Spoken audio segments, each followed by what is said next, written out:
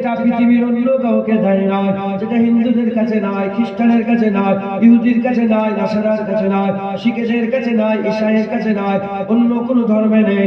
সারা পৃথিবীতে 3.5 ধর্ম আছে।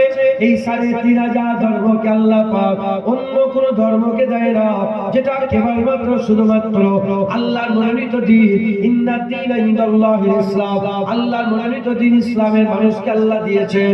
আমার আল্লাহ পাক অন্য কাউকে এই নিয়ামত দেয় না।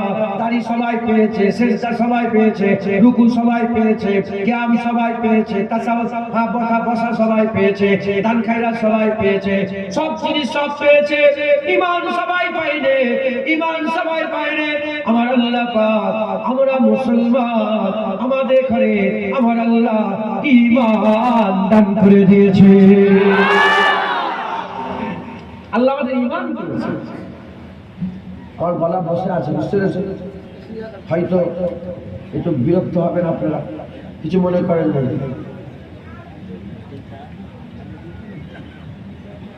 ঈমান আমাদের ঘরে আল্লাহ দিয়েছে। অন্য কোন ধর্মের লোক পেয়েছে ঈমান? সেজদা পায়নি? অন্য লোক সেজদা পায়নি? সেজদা পেয়েছে, সেজদা দেয়। খ্রিস্টান সেজদা দেয় না, দান খায়রাত করে না, গরিবকে পোশাক দেয় না, বস্ত্রহীনকে বস্ত্র দেয় না, ক্ষুধার্তকে খেতে দেয় না, সব আমল সবাই করে, কিন্তু তারা ঈমান পায় না।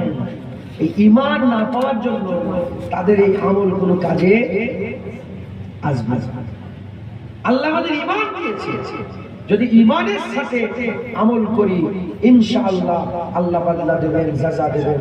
তাজরি মিন তাহতিল আনহারে আমার আল্লাহ আমাদের সঙ্গে ওয়াদা করেছেন। একবার জোরে বলেন সুবহানাল্লাহ। শুধু জান্নাত নয়, আল্লাহু বাসীরুম বিল ইবাদ, আমার আল্লাহ পর্দা তুলে বেনিকাব দিদারের ওয়াদা করেছেন। সুবহানাল্লাহ।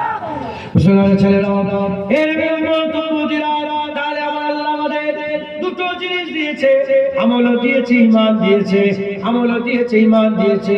হুজুর পাক সাল্লাল্লাহু এই ঈমানের ব্যাপারে বলেছেন। হুজুর পাক সাল্লাল্লাহু বলেছেন, আখিরি জামানাতে ফিতনার সময়তে সকালে ঈমান থাকবে, রাত্রে ঈমান থাকবে না, রাত্রে ঈমান থাকবে, সকালে ঈমান থাকবে না, সকালে ঈমান থাকবে না, ঈমান নষ্ট হয়ে যাবে। এর সেই সময়টা কিন্তু এখন চলে এসেছে। আমাদের সকলের ধ্যান দেওয়া দরকার, আমাদের সকলের গুরুত্ব দেওয়া দরকার, আমাদের সকলের লক্ষ্য করা দরকার, আমাদের যেন ঈমান নষ্ট না হয়ে যায়। যদি আমাদের ঈমান নষ্ট হয়ে যায় তাহলে ওই বেধর্মীদের আর আমাদের কোনো তফাৎ থাকবে